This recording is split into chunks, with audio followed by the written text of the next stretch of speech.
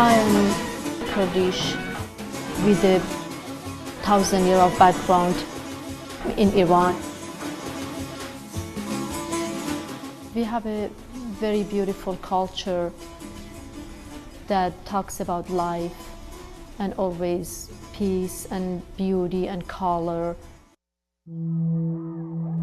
There is a long history of persecution for Kurdish people before revolution and after. It's social, economic, and political. So many Kurdish people have been killed under the previous regime and under this system. Just by saying you are Kurdish is just like a crime. Like my daughter's name is Cklara, but they didn't allow me to give her this name, and they forced me to choose another name. My parents are my heroes. They are incredibly resilient. Not just because they're my parents, but very few people have gone through as much as they have and have come out of it so strong and so passionate. This is your dad and this is your dad's uncle. Many times he talks about him.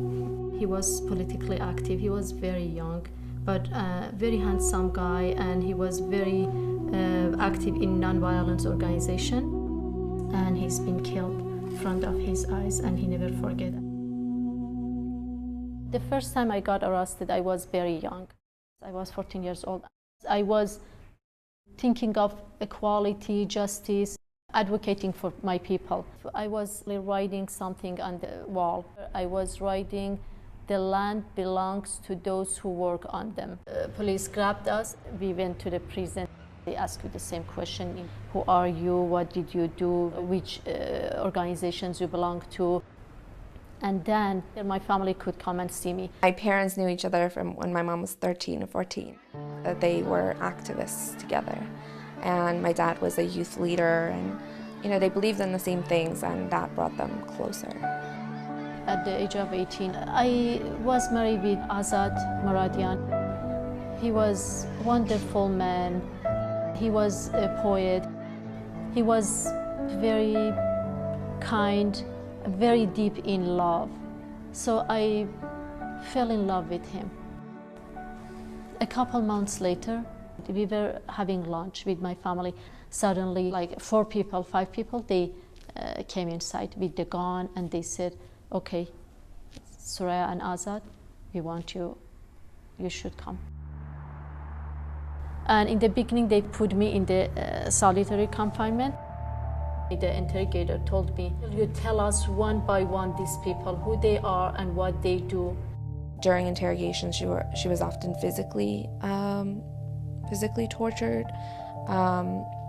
There's this thin wooden board that they use to tie you up to it, and then they beat the sole of your feet. Just anything they could do to basically make her feel worthless and less than a person. My father had been tortured, and they would often tell him that they had killed my mom, and so they would use their love for each other as like a weapon. It was 2 weeks. They allowed me to see my husband. I felt like light comes from a window. They didn't allow us to hug, of course. They said, no touch, no Kurdish talk, just a few minutes, and then we take you back to your cells. The only thing I told him, I said, "I don't feel right, I feel very sick." And he said, "Don't worry, everything is gonna be okay."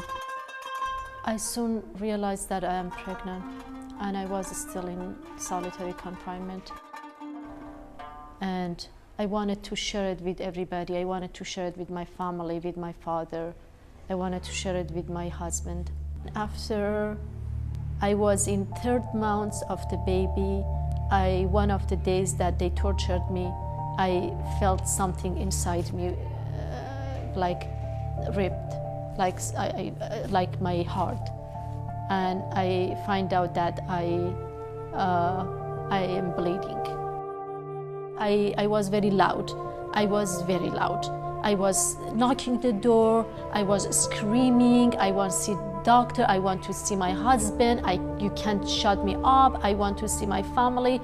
But he said, no, no doctor. And finally, I felt nothing moving inside me. Finally, I lost the baby.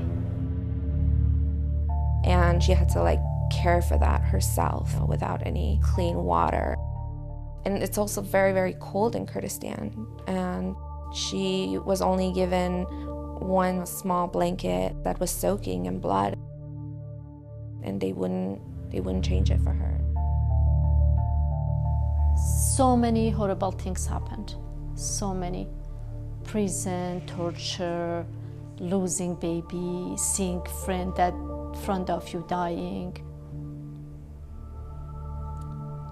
But I told myself I should remain active. I should be voice of those women and children that never made it out of the prison. One of the things that always amazed me the most about my mom is that she doesn't hold a grudge against the guards. She's spoken with anger towards the regime and towards the conditions that Iran is in, but her level of compassion and understanding is beyond me. This is your father and I, and after 6 months, when I got free from prison, and I felt free. It was a hard time, but we were very happy, very glad about seeing each other after a long time. You were still newlyweds.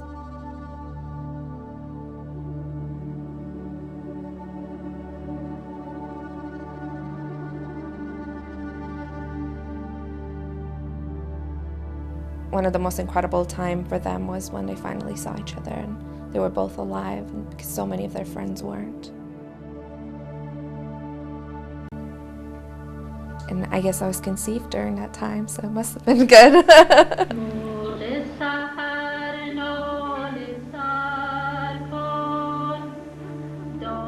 When the authorities found out that my mom was pregnant again, they came for her, and my grandpa cried out saying, "No, you can't take her, she's pregnant." And they turned around and said, "Well, that's exactly why we're taking her, because she's pregnant and we don't want that child to turn out the way she has." She turned out to be pregnant, with me. I was that child, and I guess they didn't succeed in their goal, because I hope that I have some of the resilience that my mom has, and I hope that I can become half the woman she is. And today I know we can have harmony. We all can work for human rights, for freedom, for respecting each other. Those people that they cannot speak for themselves.